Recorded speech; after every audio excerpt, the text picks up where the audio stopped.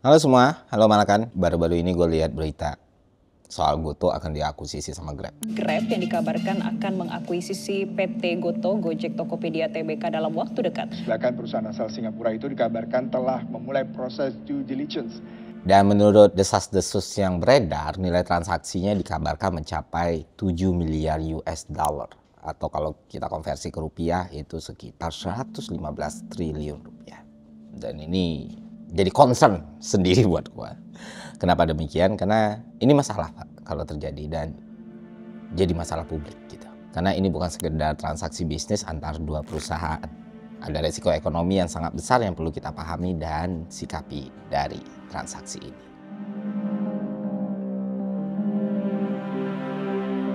Oke, kita mulai dari Goto dulu teman-teman.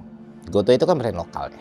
Dan sejauh yang gue tahu dan sejauh yang gue paham dan sejauh yang gue lakukan, ya salah satu brand favorit gue. Gue nggak dibayar untuk ngomong ini. Dan selama ini jadi satu-satunya aplikasi yang gue install di handphone gue. Karena spiritnya lokal itu tadi. Karena dibuat emang dari Indonesia untuk masyarakat Indonesia ya, itu sendiri. Dan gue pikir ini salah satu bentuk kontribusi yang bisa gue lakukan. Kecil tapi mungkin ya sedikit membantu lah gitu. Stay dengan brand lokal ini. Walaupun sekarang perkembangannya udah kayak gimana ya kita sama-sama tahu gitu. Tapi tetap aja dia lahir dari bumi pertiwi ya kan, dari bangsa Indonesia gitu. Dan selama bertahun-tahun kita bisa bilang Goto itu tumbuh jadi salah satu flagship brand teknologi di negara ini. Tentu saja sampai sekarang masih ada banyak celah dari layanan atau produk Goto yang bisa kita kritik, kita tuntut dan kita suarakan gitu. Terutama dalam konteks ini Gojek ya. Ya banyaklah ketidaksempurnaannya atau masih tertinggal lah dari kompetitornya. Tapi so far ya balik lagi kayak gue bilang tadi, gue masih pakai Gojek Only. Dan itu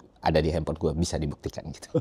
Ya walaupun gue ngerasa selama gue pakai Gojek reliabilitasnya kurang, kadang aplikasinya lemot, terus susah banget dapat driver dan lain sebagainya. Tapi satu hal yang mau gue tekenin teman-teman, mereka itu punya kompetitor yang nggak main-main.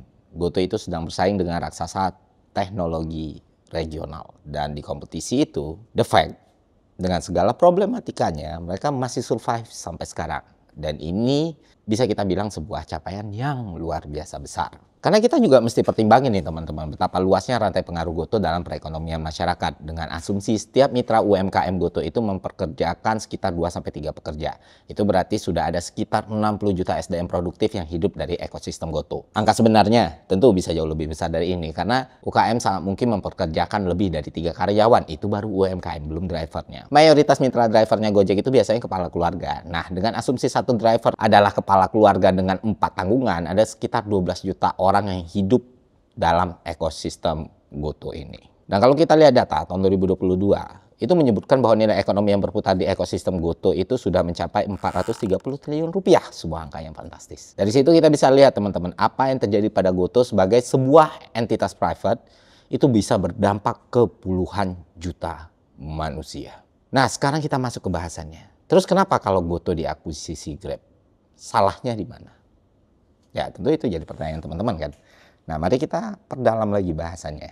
Karena mungkin diasumsi kalian, wah Grab lebih murah kalau mereka akuisisi Goto, ya kita akan dapat barang yang lebih murah dan lebih canggih. Pertanyaannya, benarkah demikian? Mari kita throwback sedikit teman-teman, sekitar 10-15 tahun yang lalu, waktu masih banyak maskapai di Indonesia ini, ya kan, masih banyak merek maskapai, masih banyak perusahaan maskapai, tiket pesawat itu sangat-sangat kompetitif dan bersaing. Siapa yang diuntungkan dari hasil kompetisi ini? Ya, kita, masyarakat. Karena harganya jadi murah sekali. Gue masih ingat waktu gue kuliah itu dari Jambi ke Jakarta, gue masih dapetin tiket harga 280.000. Sekarang dari Jambi Jakarta, waduh, sangat-sangat beruntung kalau lu bisa dapetin tiket di bawah 1.200.000. Iya.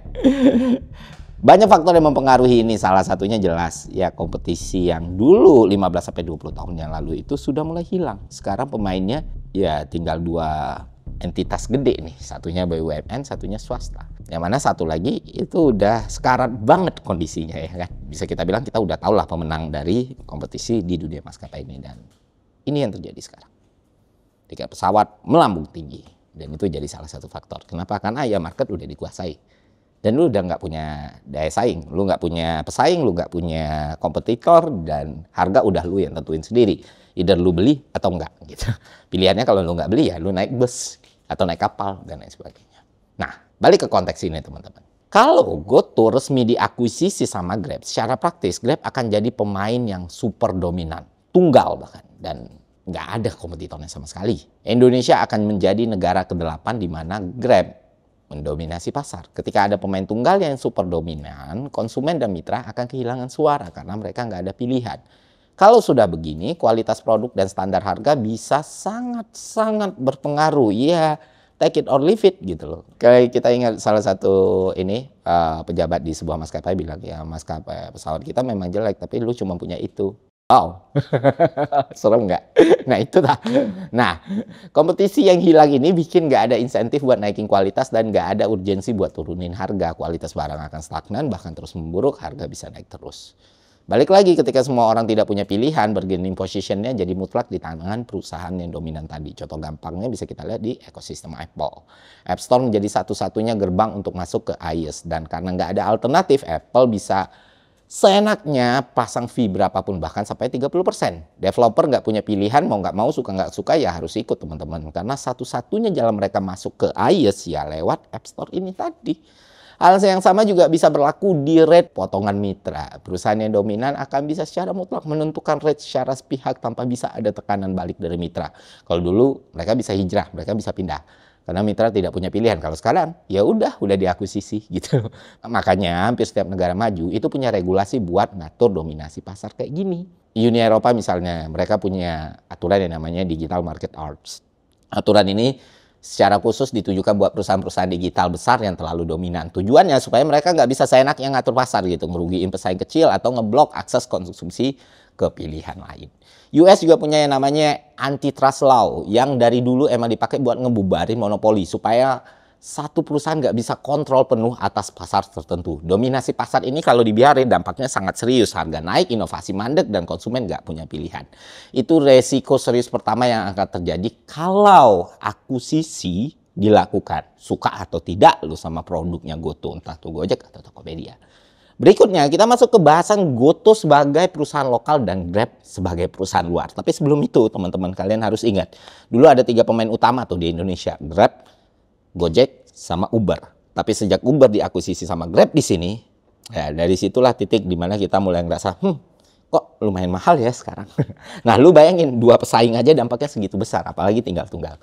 Tapi bang kan ada Maxim, kan ada apa gitu namanya? Ya kita bicara ya makro ya, pemain besarnya ya.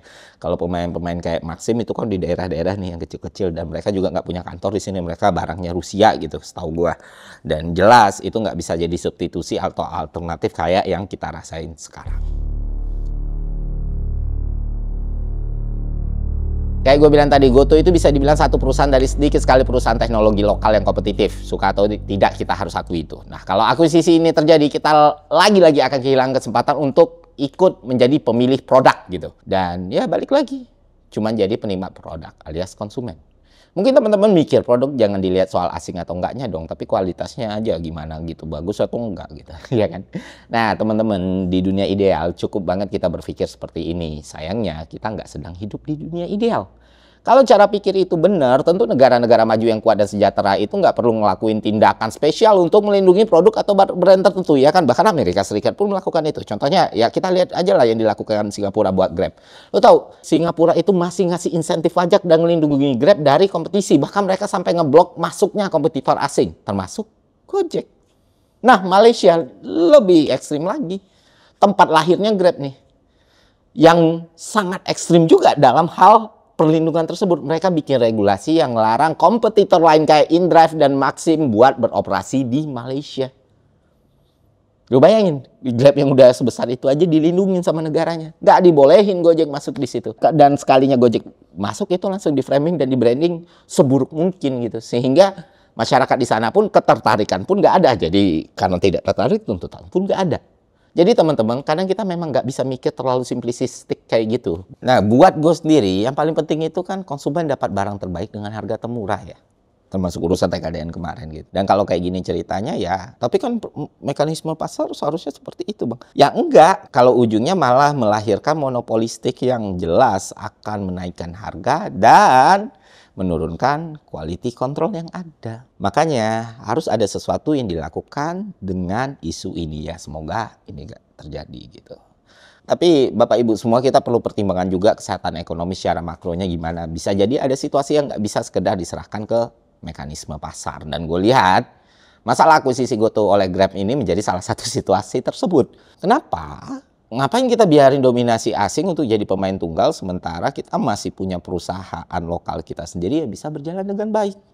Balik lagi mungkin ada yang nge-challenge ya, GoTo kan nggak sepenuhnya punya lokal sekarang Bang. Memang, tapi itu lahir dari Indonesia loh Pak.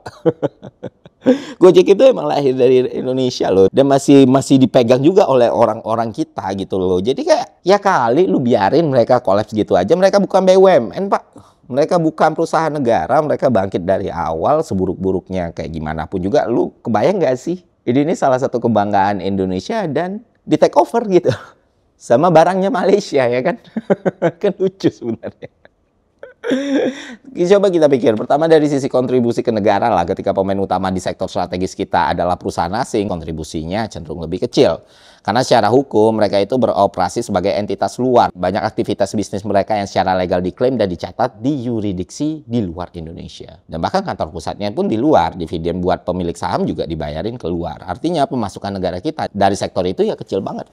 Padahal yang kerja, yang pakai aplikasi, yang nyumbang data itu kita. Nah, sekarang dari sisi perputaran uangnya, kalau tenaga kerja banyak yang base-nya di luar negeri atau kantor operasional yang ada di luar negeri dan semua untungnya juga dibawa ke luar negeri, maka perputaran uang di dalam negeri kita jadi makin kecil. Padahal uang yang muter di dalam negeri itu penting buat kesehatan ekonomi negara. Kedua, dalam konteks produk teknologi ada juga masalah kedaulatan data, teman-teman. Dan ini sangat-sangat krusial. Tanpa kepemilikan perusahaan teknologi lokal, kedaulatan data kita itu benar-benar hilang. Sekarang aja kita udah ngap-ngapan kan. Kita udah ngerasa, oke, kita nggak punya sepenuhnya data kita sendiri. Apalagi dengan situasi di mana semuanya dimiliki oleh perusahaan asing. Kita harus paham, data itu bukan lagi sekadar informasi, statistik, atau angka di atas kertas. Data itu bentuk baru dari sebuah kedaulatan. Data kita yang isinya informasi soal mobilitas, konsumsi, transaksi keuangan, bahkan pola hidup harian, itu udah jadi kayak tambang emas, boy. yang nanti dipergunakan untuk kepentingan bisnis dan politik berbagai pihak. Nah, kalau kita nggak punya akses itu sama sekali ya, kita jadinya cuma jadi objek data buat negara-negara lain. Dan itulah resiko serius yang muncul dari isu akuisisi yang terjadi. Terakhir teman-teman, tanpa pemain lokal yang kuat di sektor teknologi, kita nggak punya daya tawar untuk mendorong perlindungan data pengguna dan nggak punya wadah buat ningkatin kapasitas generasi baru buat jadi inovator di masa depan. Yang ada kita cuma jadi buruh digital di platform asing. Ngasih tenaga, ngasih waktu, ngasih data, tapi nggak punya kuasa. Gitu. Jadi ya buat apa?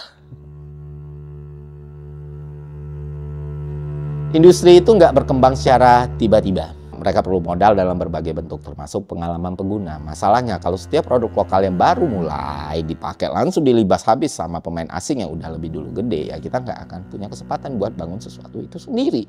Nah ini gue tuh nggak pro 100% proteksi ya, tapi kalaupun proteksi harus dilakukan ya di hal-hal seperti ini nih. Bukan memproteksi hal yang sebelumnya tidak ada atau akal-akalan, ini jelas ada gitu loh. Apalagi kalau kondisinya itu diakuisisi oleh perusahaan asing. Dimana kemungkinan besar kita bakal masuk ke pasar yang cuma punya satu pemain alias single player market.